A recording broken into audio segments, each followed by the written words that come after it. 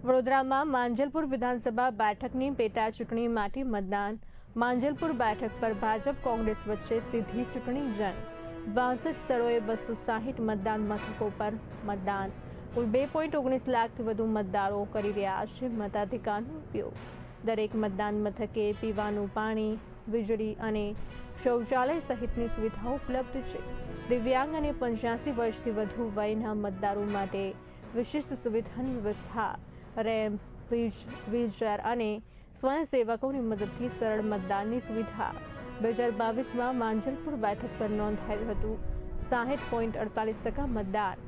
યોગેશ પટેલે 2022માં 1 લાખથી વધુ મતની જંગી લીડથી મેળવી હતી જીત.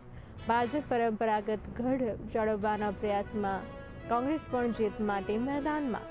વરસાદની આગાહી વચ્ચે વધુમાં વધુ મતદાન કરાવવા તંત્રની ખાસ તૈયારી.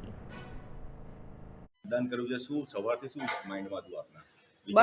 બસ આ વહેલા ઉઠીને નહીં ધોઈને પરવારીને મત આપવા જવાનું, એવું વોટિંગ કરવા જવાનું. બસ તમે પણ એક નાગરિક છો, અહીંયાના સિનિયર સિટીઝન તરીકે ગણાઈ શકાય.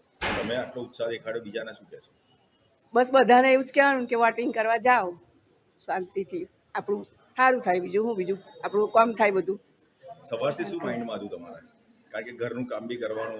પરવારી ગયા ને, સવાર વહેલા ઉઠ્યા, પરવાર્યા, બધું નાહી ધોઈ બધું પરવારીને પછી વોટિંગ કરવા જવાનું, એવું હતું.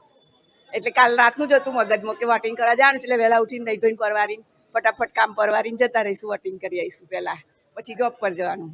એટલે આજે ઉત્સાહ હતો સવારથી? હા, સવારથી જ ઉત્સાહ હતો. શું નામ આપનું? સુધાબેન.